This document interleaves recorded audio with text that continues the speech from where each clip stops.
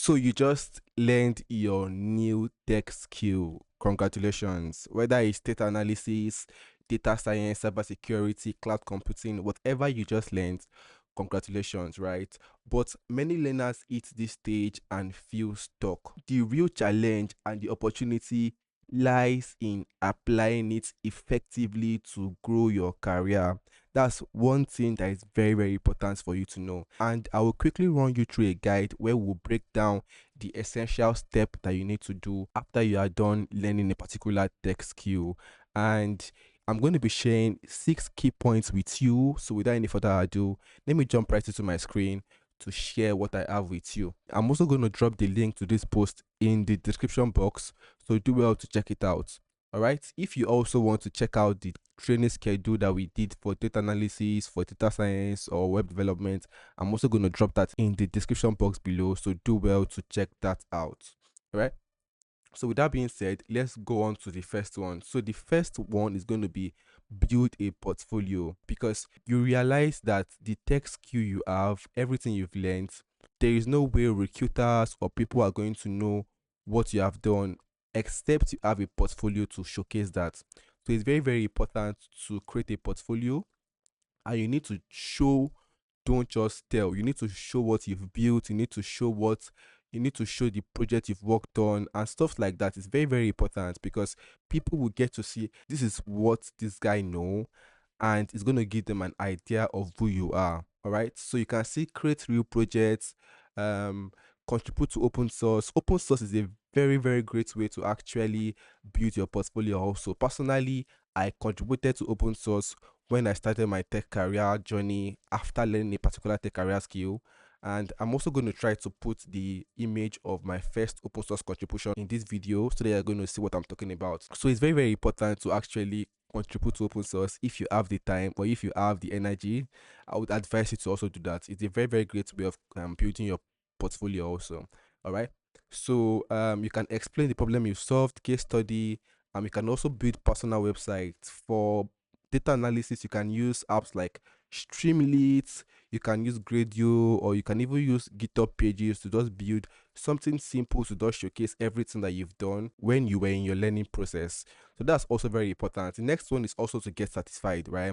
So wherever you took your course from, tell them to, or ask them if they can offer you certificates after you are done learning that course. If they do, that would be a great way. Also, go ahead to ask them, tell them to give you the certificate so that you can upload to your LinkedIn portfolio and stuff like that. Next is to network and join tech communities. I also have a platform where I go ahead to drop tech updates. If you also want to join that community, you can go ahead to check the description box below. I'm going to attach my community link so that you can go ahead to join that. All right. So where to connect also, aside that, you can also connect on LinkedIn. Make sure you create your LinkedIn profile very well. Add a nice image of you. Also add the particular tech career path that you are into. And you can also connect on Twitter. You can follow threads. You can also connect on hackathons, right? I also completed an hackathon of recent. So it's a great way to also network and connect with like-minded individuals. Also, you can do Discord and Slack groups. If you're a fan of that, then that's also a great way.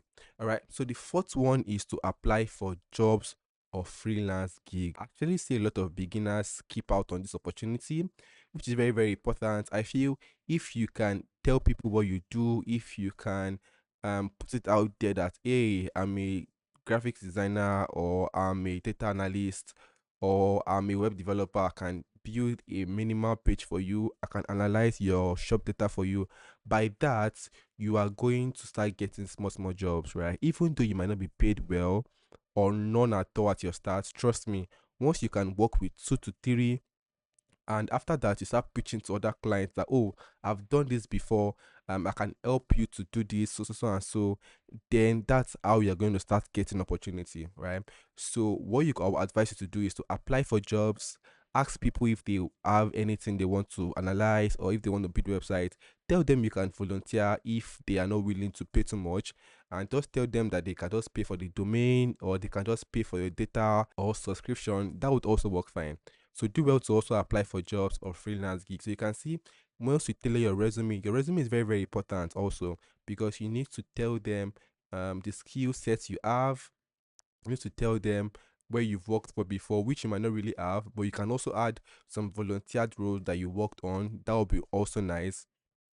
So you can also prepare for technical interviews. These technical interviews is when you are applying for standard jobs. They would actually require you to solve coding challenge or answer some few questions, which you should also get prepared for that. Also, you can leverage on LinkedIn's and job boards like Indeed and so on and so forth. Right, and freelancing also is a great way. I spoke about it. It's just like opening like Upwork, Fiverr, TopTal. Even before going to those big tech companies, you can actually start from your surroundings, right? Try to freelance for other people's, like maybe your friend has a business that is selling. You can ask your friend, can I analyze this data for you? Or you can go to a local shop around you, ask them, hi, I'm a data analyst. Can I analyze your data for you for free? You just get to provide me with subscription data. If they agree, then you can go ahead to do that, right? So once you can do that couple of times, trust me, that would really, really help in applying for jobs, right? Because right there you've gained little experience which you can now start leveraging on. All right. So next is you need to keep learning and keep growing. It's very, very important because tech itself evolve very, very fast. What you know today might not be what a company is using next year, right? So as the tech is evolving, as the tech is changing, trust me myself, I still learn every day. So that's one thing you would also want to consider. As tech is evolving, as things are changing fast, you need to also involve with that. It's very, very important. And the last one is to consider entrepreneurship, which is optional, right? So what you can do is you can identify a plain point, and what this means is you can try to see a basic problem that you can solve around your community and see if you can come up with a solution to that, right? So once you can come up with a solution that is very valuable, trust me, people would want to pay for that solution that you're bringing up, right?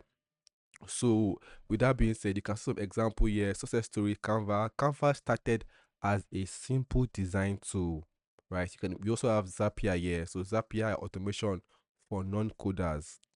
And this is how this tech company started. So you can actually start small. And once you get to that point, you can now start monetizing, get users, but you have to build an MVP first, which is the minimum value product. Nothing much, just focus on the minimum value products that you need to get that solution working.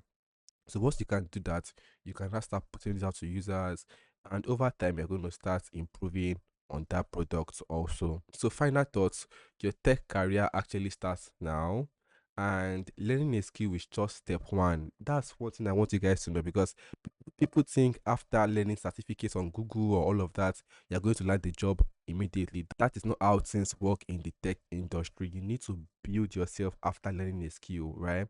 So build a portfolio, network, apply for jobs, and also you have to keep learning, right? So with that being said, that will be the end of this video, and I hope you are ready to take action, right? If you are ready to take action, please do well to pick one step from the guide I'm going to be dropping in the description box below. Once you can pick one step from that, go step by step, build your resume, structure your LinkedIn profile, connect. You can also join my community to see regular updates, and I'm wishing you guys the very best in your tech journey. With that being said, that will be the end of this video. If you find this video very informative, please do well to smash that like button, subscribe, and also share to someone that you know is going to need it. I'll see you in the next one, guys. Bye bye.